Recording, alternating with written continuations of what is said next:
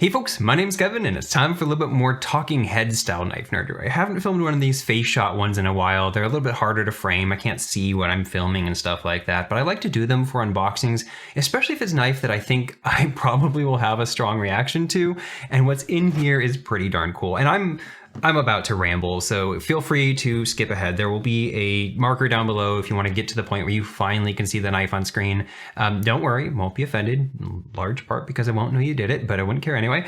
Yeah, this is an interesting one because on the one hand, I am super duper excited to finally get to experience one of these in person. This is a knife that people hype up so incredibly much and talk about as if it is the be-all end-all of production knives.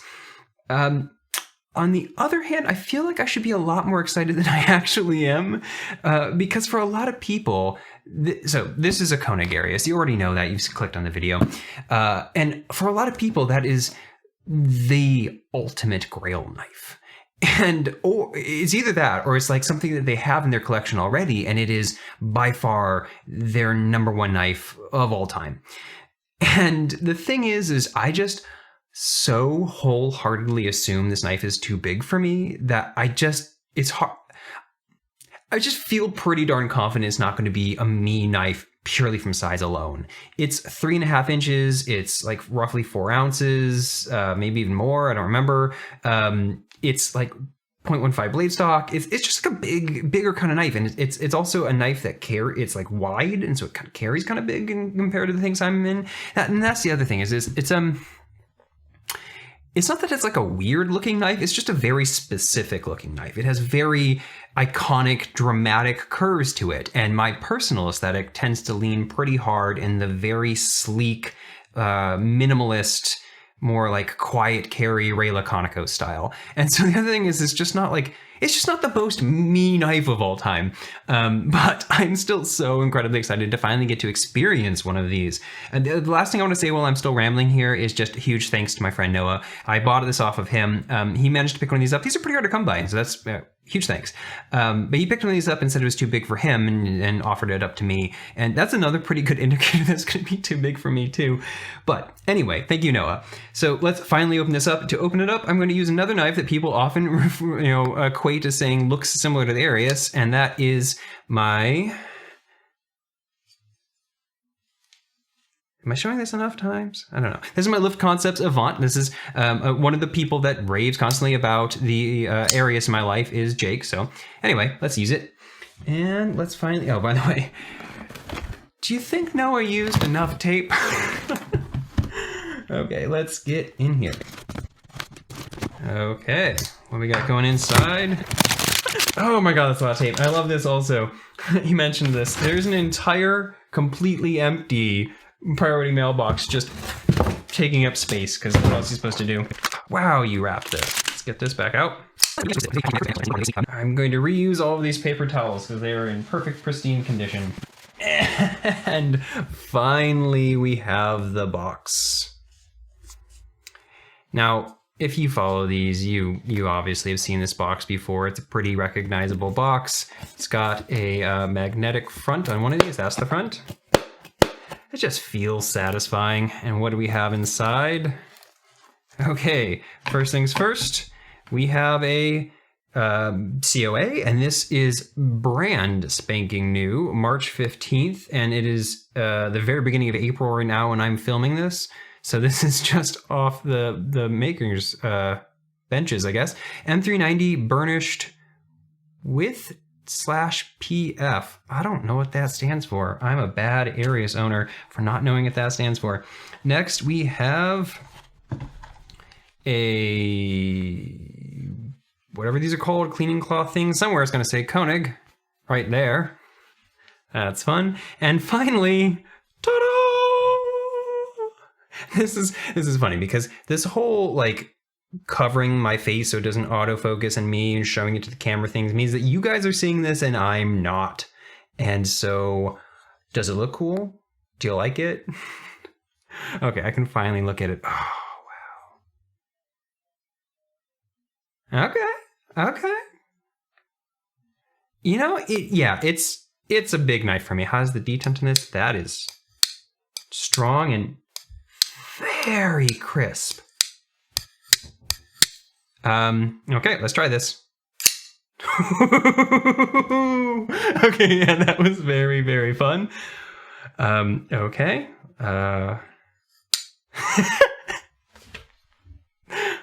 Yeah, that's very fun. Ooh, yeah, that is crisp. Okay, okay, okay. Middle finger flick. Ooh, I fell off it. This thing is pretty hard. Wow, what am I doing wrong? Okay. That was, I wonder if I'm doing this slightly wrong. Do I need to do it more like this style? Yeah, I don't know. That's interesting. Partly is that this is, just like I thought, kind of too big for my hand. So where I naturally curl my finger back does not hit the hole. And so I have to pull the knife up further in order to be able to hit this hole. And I'm also doing it like this style. And I'm finding that I'm coming off of this groove right here. And so I probably need to flick it differently, like maybe this style. I use the side. Yeah, that works so much better. Let's see if I can get that repeatedly. No, wow. This thing just has a lot firmer detent than I was expecting. Like, this is very firm. They say on their website that they set these to medium firm and they expect it to break in and get a little bit softer. I pretty consistently failing this. That's really surprise. But yeah, this is just really, really tight. I don't know. That action is fantastic. And this is free falling in a way that means that I don't know, this doesn't feel like a very strong lock bar. So it must just be very, very deep engagement. Oh, yeah, that is incredibly deep engagement. And honestly, the fact that it's making this kind of ting makes me wonder if it has like a burr or something. Because sometimes if you have this really, really crisp engagement that makes that kind of like noise as it's coming off, sometimes that means that the detent ball itself is actually getting caught. And this is more than I would expect to have to do to open this up. Quick update on that. I'm surprised I didn't think to try this in the video. It does work a lot better if I use the meat of my finger. That works a lot better. I was previously using the nail of my finger, and that's what's sliding off. But I shouldn't have to do that. This is still very, very firm detent, very crisp, very kind of sticking detent, even when I do this. So it's not the most comfortable thing in the world, but I do find that using the meat of my finger and wedging it in there works a heck of a lot better. Okay, I have it open. Let me finally hold it in my hand. Okay. Okay, I get that now. So the whole thing about the swoops is that this gives you a just like really locked in ergonomics. And you know what? This is a bigger knife than I go for, but this feels pretty damn good in my hand. This is interesting. I recently had opened up the Sharp by Design Mini Tempest, and that's a 3.5-inch knife that kind of blew my mind with regards to how well a 3.5-inch knife could fit in my hand. And this is very dramatically different than that. But this is another 3.5-inch knife that, because the ergonomics are so well thought out, this does not feel too big in my hand. This feels actually like a pretty darn good size. Wow. Okay, so yeah, there's a lot of little things that people always talk about with this knife. For one, they talk about just the machining itself. This is one of the plain Jane models. And if I expected this to like really stick around and be a permanent keeper for me, I probably would have wanted one of the ones with the cool milling patterns. Maybe not like the swoopy style 57 and stuff, or maybe that's not style 57. I don't know what the style numbers are, but like probably the one they call patterned. I think that one's pretty neat. But this milling, I probably need to pull this up. I think I was probably just off camera there. Yeah. Okay. Yeah, this is very, very clean milling. So that's one of the things that people often talk about with this knife. They'll say that this is about as good as like CNC work can go on a production knife, because these are production knives. This is Gen 4 Batch 9. Says right there, that's a fun thing. I'm confident you're not going to be able to see that with this particular setup because I have no idea if light's even going in there. But you can, starting with Gen 4, you can look through this little window here and read that engraved on the inside, and that's pretty darn fun. Let's talk a little bit about what's going on here with these different versions and everything like that. And because actually, right off the bat, one of the things that always... this knife is so recognizable and so inextricably linked with Koenig that it's always surprising to me when I remember that this actually isn't a Koenig design. This design, the Arius, is originally by TJ Schwartz, and the original version of this, the Gen 1, wasn't made by Koenig in-house. It was actually made still in Idaho, just down the road from where Koenig is now, by Millet Knives. And I brought this out. This is the Millet Torrent. This is another TJ Schwartz design that is made by Millet Knives. And so the Gen 1 version of Koenig, and also any of the earlier knives that Koenig put out, if you go back through Koenig's history, it's kind of odd. He put out some odd things. They're pretty neat. They're actually, like, some of them are really cool. He has one that has literally no hardware whatsoever. The entire thing comes apart like a puzzle. But those were all made by Millet as far as I understand. And then he, with Gen 2 of the Arius, brought it in-house for the first time. And because that was always the plan. He always wanted to be making knives. And so he was saving up money and trying to build up a company that would allow him to do the CNCing himself. And so Gen 2 is when he brought it in-house. And that's when like the flipper tab had like a hook to it and everything like that. And then with Gen 3, late Gen 2 is when they added the internal skeletonization weight relief pockets. I think he calls them lightning pockets, which makes it sound like lightning and thunder. That's happened at the end of Gen 2. Gen 3 all had the lightning pockets, and that's when they introduced this newer flipper tab design. So right off the bat, I do like this flipper tab a lot.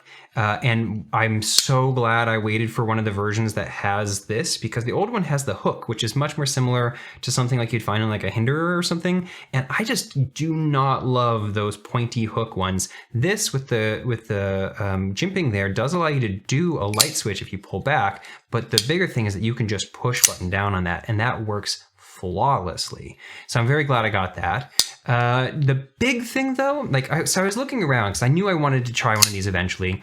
I didn't know if I'd like it enough to keep it, so I thought I might, and so I didn't want to.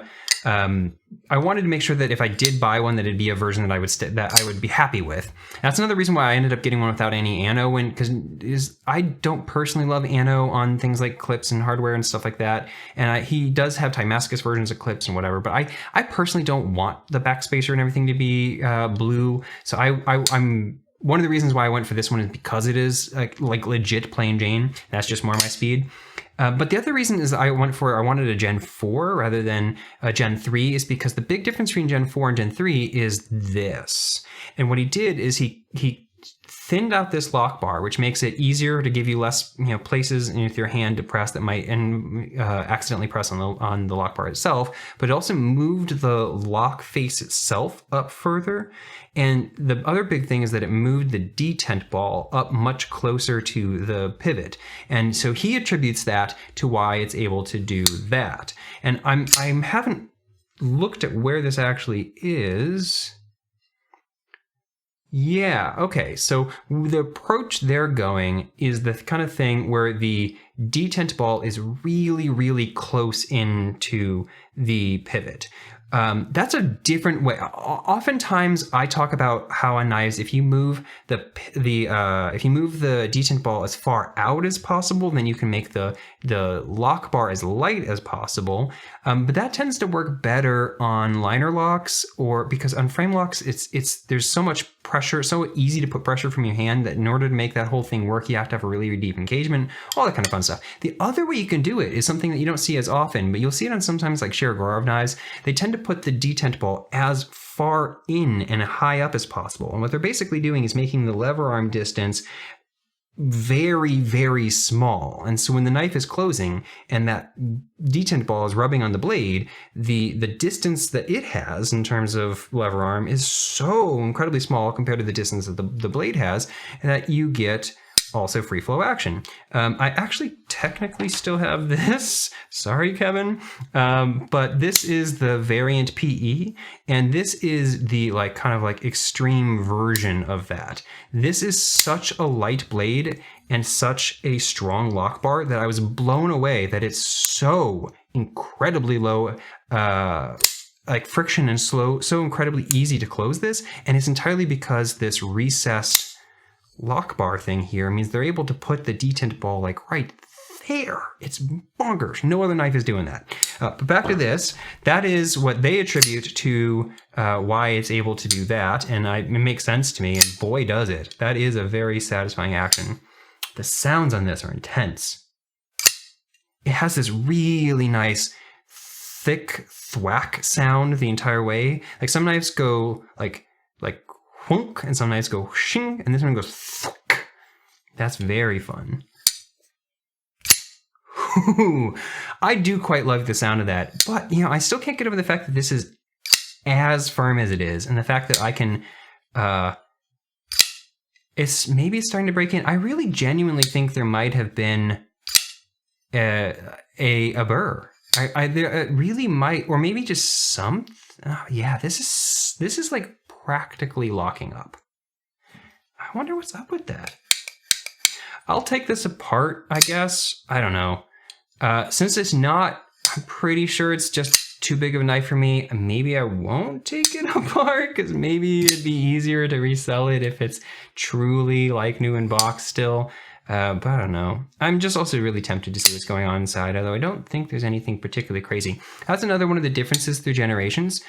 Gen 1 had a stop pin that was fixed into the handle, and then it had the smile-shaped arc in the blade. And with Gen 2 and onward, when he brought it in-house, that's when he moved to this version where there is a press fits stop pin in the blade, and is traveling through a smile-shaped arc in the handle. I doubt you'll be able to see, but maybe you can see in there. Yeah, I don't know. Can you? The stop pin's right here, and it's going to be traveling with the blade. I don't know.